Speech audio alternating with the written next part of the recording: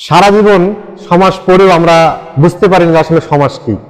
অনেকেই আমরা সমাসকে 6 মাস বলি।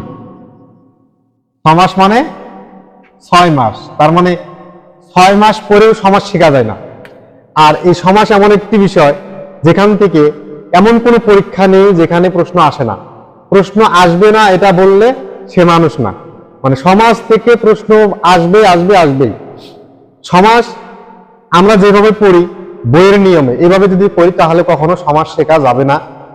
অল্প সময়ের মধ্যে অল্প কিছু বিষয়ের মধ্যে যদি আমরা সমাজটা ক্লিয়ার করতে পারি তাহলে আশা করা যায় সমাজ থেকে মিনিমাম 1টা থেকে 2টি মার্ক যে কোনো পরীক্ষায়, চাকরি পরীক্ষা হোক, বিশ্ববিদ্যালয় ভর্তি পরীক্ষা হোক, 1 থেকে 2টি মার্ক থাকবেই। এমন কোনো প্রশ্ন হয়েছে যেখানে সমাজ থেকে প্রশ্ন হয়নি, এটা খুঁজে পাওয়া খুবই রেয়ার। তো সমাসের অনেক কয়টি প্রকারভেদ রয়েছে। আমরা যদি পূর্বের ব্যাকরণ, যেটা মনির চৌধুরীর লেখা পূর্বের ব্যাকরণ যেটা রয়েছে ব্যাকরণ বইয়ে, সেখানে সমাস দিয়েছে তিনি 6 প্রকার। আর বর্তমান যে ব্যাকরণ বাংলা একাডেমি থেকে যেটা প্রকাশ করা হয়, বর্তমান বাংলা ব্যাকরণ নতুন এডিশন করছে, তারা দিয়েছে 4 প্রকার। এই 4 প্রকারকে যারা বাংলা বিশেষজ্ঞ রয়েছেন তারা বলেছেন যে না, 4 প্রকার পড়ার দরকার নেই, বরঞ্চ মনির চৌধুরী যে বাংলা ব্যাকরণ রচনা করেছেন, বাংলা ব্যাকরণ বই, পুরাতন বই, সেটাতে 6 প্রকার দেওয়া আছে, 6 প্রকারে পড়তে হবে। কেননা উনি ছিলেন একজন ভাষাবিদ। বাংলা ব্যাকরণের উপরে ওনার অবদান অনেক বেশি। বর্তমানের যে গবেষকগণ রয়েছেন তাদের থেকে ওনার অবদান অনেক বেশি। সেক্ষেত্রে তারা বলে যে 6 প্রকার যে বাংলা সমাসের প্রকারভেদটা দিয়ে আছে সেটা আমাদের পড়তে হবে। তো সমাস পড়তে গেলে 6 প্রকার পড়তে গেলে প্রথমে যেটা আসবে সেটা হলো দ্বন্দ্ব সমাস। দ্বন্দ্ব বলতে আমরা কি বুঝি? দ্বন্দ্ব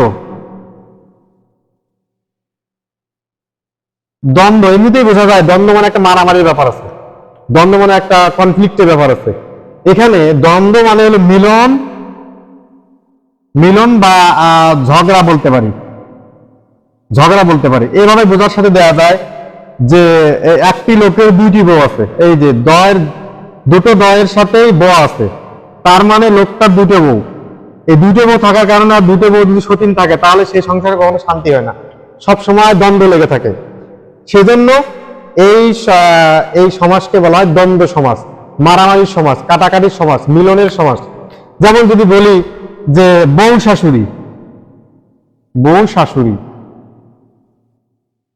যদি বউ শাশুড়ি বলি, বউ শাশুড়ি কখনো কিন্তু একভাবে থাকে না, তাদের মধ্যে একটা সাপে নেউলে এর মতো একটা ব্যাপার আছে। সাপে নেউলে, এগুলো কিন্তু দ্বন্দ্ব সমাজ। তো দ্বন্দ্ব সমাজ কিভাবে বুঝবো, কখন বুঝবো যে দ্বন্দ্ব সমাজ এটাকে দ্বন্দ্ব সমাজ বলে? এখানে কয়েকটি আমি লিখে দিয়েছি যে দ্বন্দ্ব সমাজ তাকে বলবে যেখানে উভয় পদ প্রধান পাবে। আমরা এখানে লিখছি হলো বউ শাশুড়ি। আচ্ছা, বউ শাশুড়ি দ্বারা কি বুঝাইছে? আলাদা নতুন অর্থ আসছে? দুটোকে বোঝায়, বউটা শাশুড়িটা। তার মানে অর্থের দিক দিয়ে যদি আমরা দেখতে যাই যে বউকে বুঝাইছে, শাশুড়িকে বুঝাইছে। আচ্ছা, আরেকটা আছে হলো জজ সাহেব। এখানে জজকে বোঝাইছে না সাহেবকে বোঝাইছে? কোনটাকে বোঝাইছে? জজ সাহেব, মূলত সাহেবকে বোঝাইছে। নীল আকাশ, যদি বলি নীল আকাশ, যদি বলি নীল আকাশ, আমরা নীলকে বললাম না আকাশকে বললাম? আকাশটা নীল, এটা কিন্তু দ্বন্দ্ব সমাস হবে না। এটা কোন সমাস? কর্মধারয় সমাস। কর্মধারয় সমাস কাকে বলে? যে সমাসে পরপদ প্রাধান্য পাবে। এখানে আকাশকে বোঝানো হয়েছে যে আকাশটা নীল, এজন্য এখানে আকাশের আগে যে নীলটা রয়েছে এই নীলটাকে আমরা কখনো বলতে পারবো না এটা দ্বন্দ্ব সমাস, বা নীল আকাশকে আমরা দ্বন্দ্ব সমাস বলতে পারবো না। কেন বলতে পারবো না? যে এখানে পরপদ প্রধান, দ্বিগু, কর্মধারায় এবং তৎপুরুষ, এই কয়েকটি সমাসকে বলা হয় হলে পরপদ প্রধান।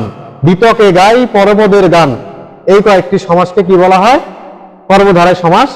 জজ সাহেব, যিনি জজ তিনি সাহেব, তাহলে যিনি তিনি থাকলে কর্মধারায় সমাস। আর এখানে পরপদ প্রধান, কর্মধারায় সমাজে পরপদ প্রধান পাবে। নীল আকাশ, আকাশকে নীলকে বোঝায় নেই, বরং আকাশকে বোঝাইছে, পরপদকে বোঝাইছে। পরপদ প্রধান হইলে তাহলে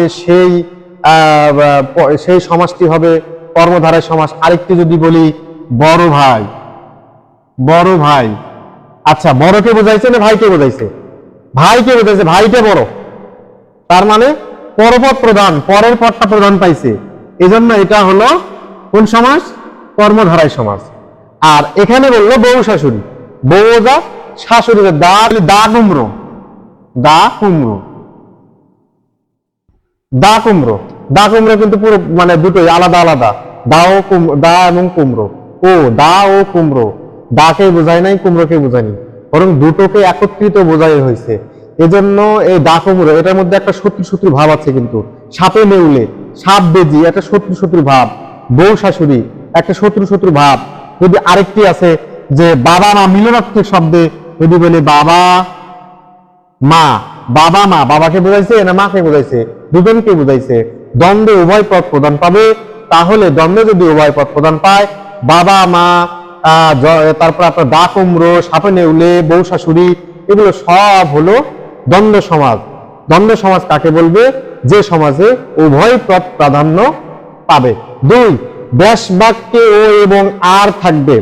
ব্যাস বাক্যে ও এবং আর থাকবে। আচ্ছা, বাবা মাকে যদি আমরা ভাঙতে যাই, বাবা মাকে ভাঙতে গিয়ে কি হবে?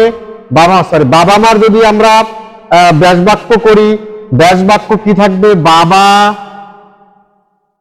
বাবা ও মা, বাবা ও মা। যদি বলি দা কুমড়োর ব্যাস বাক্য, তাহলে দা ও কুমড়ো, দা ও কুমড়ো। এই সবগুলো সাপে নেউলে, সাপ ও নেউলে। তাহলে এই সবগুলোর ব্যাস বাক্য যখন আমরা করতে যাব, তখন এদের মাঝে নতুন করে যেটা আসবে ও এবং আর। আচ্ছা, এরপরে বলছে পূর্বপদ এবং পরপদের মাঝে হাইফেন থাকবে। আমাদেরকে বলা হবে না যে মানে ব্যাস বাক্য দেখে সমাস নির্ণয় করো, বরং সমস্যমান যে পদটি রয়েছে সেই পদ দেখে আমাদের সমাস নির্ণয় করতে হবে কোন সমাস। সাপে নেউলে যদি থাকে বাবা ও মা, বাবা ও মা এভাবে থাকবে না, তখন আমরা সহজে বুঝতে পারবো মাঝে ও আছে, বাকিটা কি থেকে থাক, মাঝে ও আছে।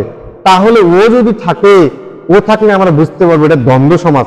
কিন্তু আমাদের তো ও থাকবে না, শুধু থাকবে বাবা, বাবা মা, শুধু বাবা মা থাকবে। তখন কি দেখে চিনবো? যে মাঝে একটা হাইফেন চিহ্ন থাকবে।